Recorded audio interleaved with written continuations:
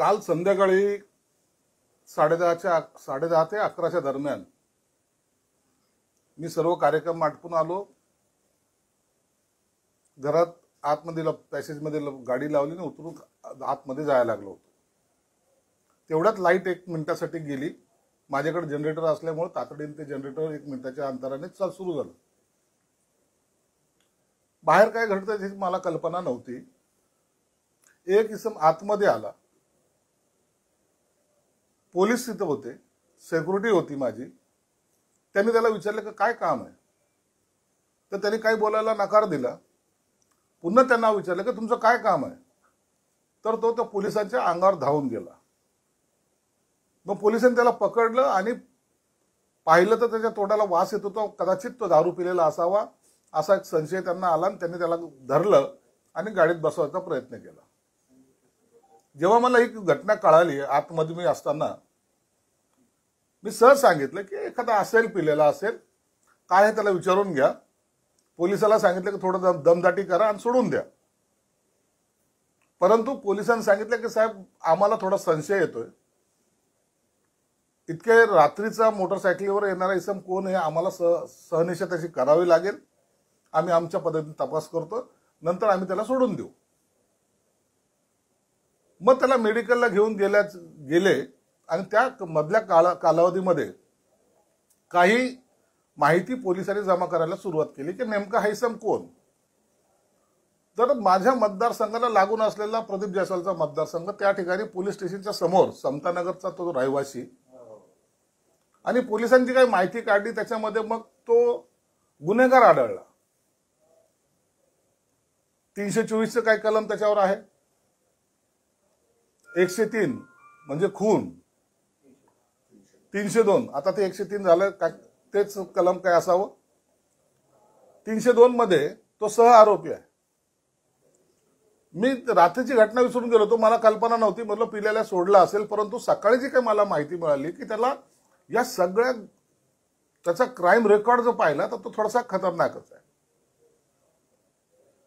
Police त्यांच्या पद्धतीने तपास करतायत. परंतु आता जी काही मला माहिती मिळाली की तो निघताना मोटरसायकलीवर 2-3 मित्राला त्याने सांगितलं कि आज मेरे को बड़ा काम मिला है और अपने पास बहुत पैसे आने वाले. आता नेमकं कोणी त्याला काय काम दिलं किंवा काय त्याचा होता इरादा होता त्याची मला कल्पना नाही. पोलीस त्यांच्या पद्धतीने तपास करतायत. मागे सुद्धा काही नोटाच्या प्रकरणामध्ये जे काही बनावट नोटा असतात त्या प्रकरणामध्ये सुद्धा त्याचा हात असल्याचा संशय आहे. म्हणून पोलीस त्याच्या पद्धतीने तपास करतायत. परंतु खऱ्या अर्थानं मी ज्याला किरकोळ घटना समजत होतो ती थोडी सिरियस होण्याच्या मार्गावर दिसते. आणि मला वाटतं 1-2 दिवसामध्ये त्याचा सर्व खुलासा होईल. त्याला आता अटक केलेली आहे. त्याच्या संदर्भामध्ये जे माझ्याकडे आले ते काल गुन्हा रजिस्टर केला. त्याच्यावर पहिले 324, 504, 507, 34 हा एक गुन्हा आहे. हा त्याचा फोटो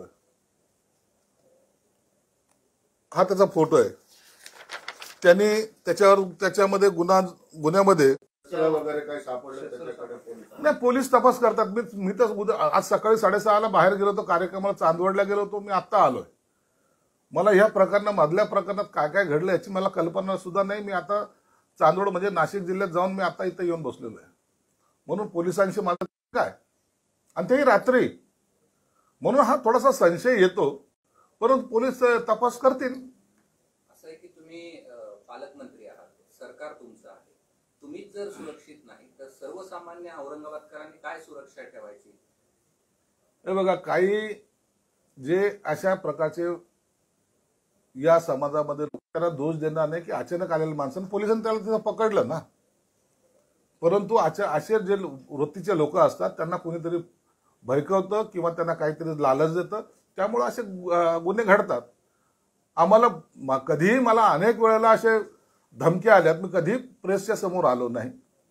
मी कधी पुढे वाच्यता केली नाही. हे येतात धमक्या येणे वगैरे वगैरे. परंतु घरापर्यंत येऊन असं करणं हे मला वाटतं त्याचा हेतू काहीतरी वेगळा असावा हे निश्चित आहे. असं आहे की त्याला माहिती आहे त्या गुन्हेगार आहे, त्याला पोलीस काय हे माहिती आहे. तुमच्या घरी तुम्ही पालकमंत्री आहात, तुमच्याकडे पोलिसाचा बंदोबस्त असतो हे पण माहिती आहे. तरी देखील तो तेवढी आता डेअरिंग करतो. माझा प्रश्न असा आहे की मग तुमच्याकडे येण्याची डेअरिंग करतो तर सामान्य लोकांचं काय होत असेल? निश्चितच आहे. याची आपण सर्वांनी दखल घेतलीच पाहिजे. अहो त्याला क्रांचक पोलीस स्टेशनला घेऊन गेले तर त्या पोलिसाला म्हणलं तू 13 बी नंबर आहे का, म्हणजे काय, ज्यांनी चापट मारणं, समज आपली जबर दाखवणं हे पोलिसाचं काम आहे. तुम्ही क्राईमच्या मीटिंग घेतल्या, तुम्ही पोलिसांना सूचना दिल्या, सगळं केलं, पण शेवटी तुमच्यापर्यंत पोहोचलं हे सगळं. कधी कधी गुन्हेगाराला वचक बसवण्यासाठी जे काही पोलिसांनी ऍक्शन घेतल्यात त्याचा परिणाम एखाद्या वेळेला आपण वैसा बडा काम करेंगे की दुनिया देखते रहे असं काही त्या डोक्यात असू शकतं. किंवा आजकाल जे काही बातम्या चालल्यात त्या अनुषंगाने कुणी सगळीकडून आता हा माणूस काही थांबत नाही तर काय असाही प्रकार काही करत असतील.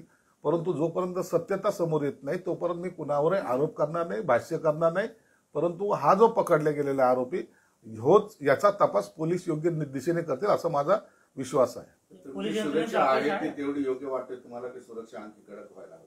नाही, सुरक्षा आहे तेवढी ठीक आहे. सुरक्षा आणखीन वाढवणं याचा अर्थ असा होत नाही पूर्ण ताफाच घेऊन मी फिरलं पाहिजे असं मला त्याची आवश्यकता वाटत नाही. जे पोलीस माझ्याकडे आहेत ते सफिशियंट आहे. पोलीस यंत्रणेचं अपयश आहे का? नाही, अपयश म्हणता येत नाही. अचानक आलेला एखादा आरोपी हे पोलीस यंत्रणेचं अपयश नाहीये. परंतु पोलिसांनी आता या सगळ्या गोष्टीवर बारकाईने नजर ठेवली पाहिजे.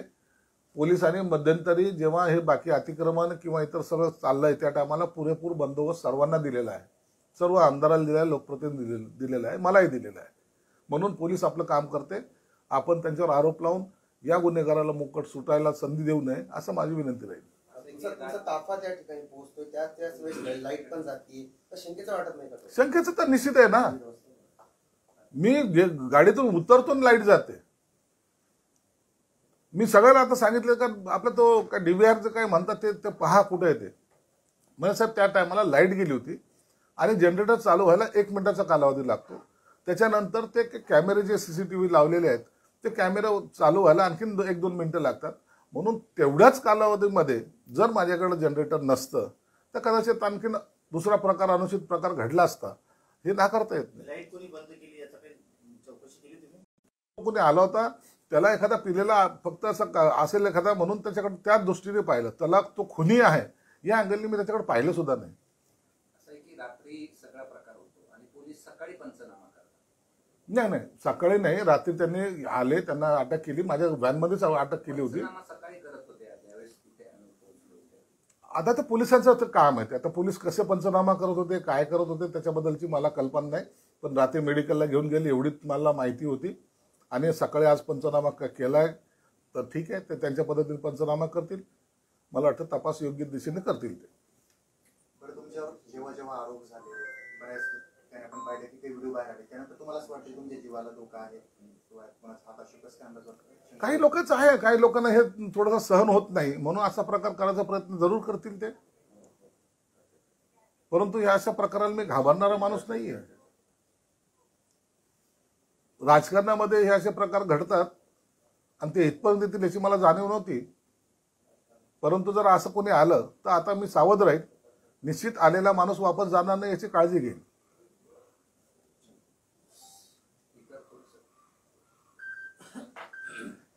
स्टेट लेवल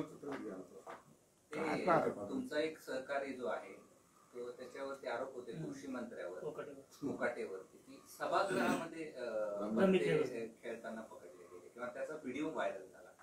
सभागृहात तुम्ही अनेक वर्ष आहात, 20-25 वर्ष आहात, जिथं सामान्य लोकांचे प्रश्न मांडले जातात त्याचं गांभीर्य दिसत नाहीये की तिथे आता मोबाईल बंदी करावी काय आमदारांना अशा प्रकारचं पण सभागृहामध्ये माणिकराव कुकाटे रमी खेळतायत असा व्हिडिओ आलाय.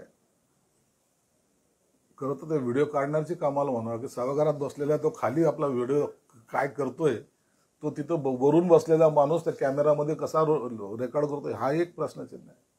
परंतु एक निश्चित आहे, सभागृहामध्ये जर रमीचा गेम खेळत असेल तर हे करणं योग्य नाहीये. परंतु नेमका रमीचा गेम होता किंवा काय होता याची मला कल्पना नाही. परंतु आपल्याकडे प्रत्येकाची नजर असते एवढं मात्र मला या अधिवेशनामध्ये कळालं.